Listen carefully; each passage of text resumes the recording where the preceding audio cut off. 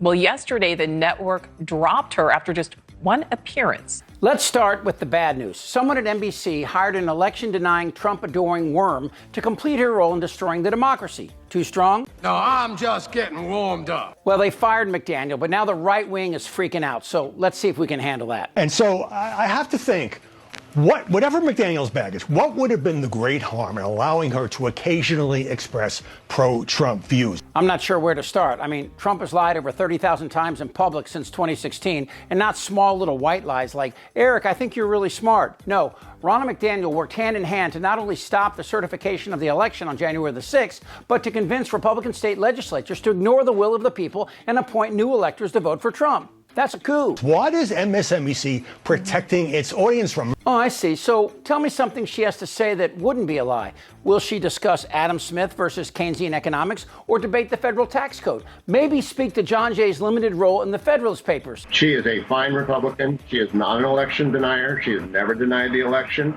Grandpa, have you heard of this thing called the internet? It's amazing. You can actually hear and see people say things. Just open up your AOL account and I'll do it for you. But I don't think he won it fair. I don't. I'm not going to say that. How do we restore confidence in free and fair elections? Every one of us knows we can never let what we saw happen again, what we saw in 2020, ever again. Democrats waged war on election transparency, security, and integrity, undermining our elections, and we at the RNC are using every tool at our disposal to protect the vote. They're not taking this White House. We're going to fight like hell, I'll tell you right now. And to which I would only say, well, maybe if you had some people on there who talked about what's actually going on in the country and the 50-50 split and what they're saying. And okay, I know math can be hard, but there's not a 50-50 split between sane political policies and the sociopathic world of Donald Trump. Trump lost the popular vote by more than 6 million people, and then he lied about it and claimed 3 million Mexicans broke into California and voted for Hillary and Biden. And Trump's 70 million votes reflect a fifth of our population. And one more thing, you want MSNBC to discuss what? Trump's take on global warming? Today it's freezing. Speaking of global warming, we need some global warming. This is both comical and frustrating. People who watch Fox News and support Trump are tuning in because you don't tell the truth about race or money or crime. And even after Trump killed the Republican-led border deal, you still trot out Sally Buttermilk with her lies about rape and murder to frighten your uninformed base. So my question is, what will McDaniel tell MSNBC viewers about the world? So, this just shows you the media bias, the elite media bias. The elite media bias? What does that even mean? Are we elite because we use multisyllabic words? Or are we elite because we question the lies of a sociopath? Or are we elite because we don't placate the ignorant herd that pays your bills? Honestly, what I think is those hosts should apologize to their viewers and say, we're sorry that we want to impose one ideology on all of you, and anyone who differs from us is a liar. Okay, I'll bite. Ideology? Okay. What will McDaniel say to Democrats that we don't already know about you? That your tax cuts for the rich create jobs? Because that's never happened, because government can only create jobs by lowering middle-class taxes, who then buy stuff that creates greater demand, and that means companies hire more people. I'm just kidding. They fire them and use AI. But seriously, what would election-denying Ronna have to say about denying women access to health care for their own bodies? Because I know now she thinks they're murderers. Or that George Floyd would be alive today if he just said, yes, master, I'll do what you want. Tell me, Jeannie. Tell me. I really want to know. I think overall, Martha, this brings long-term damage to NBC's news division. I mean, this is once the home of, let's remember, Chancellor, Brinkley, Mudd, Tim Russert. We're a long way from that credibility. Well, you're right. You are a very long way from that credibility. McDaniel lied about the election and worked to deny voters their rights. Anything else? I'll tell you the biggest problem, and I tweeted about this last night, or X post. Their biggest problem is that became a public toxic work environment for her. Okay, I knew this was coming. We aren't the bad guys here. I don't know who hired McDaniels or what they promised her, but she isn't a single mom working to raise 2 kids with a creepy feely boss. She signed up to spit in the face of women who every day in this country, because of the Trump SCOTUS appointments, fight for the autonomy over their bodies, and in red states literally are fighting for their lives. Have you watched these pro-abortion, pro-murder rallies? The people are just disgusting.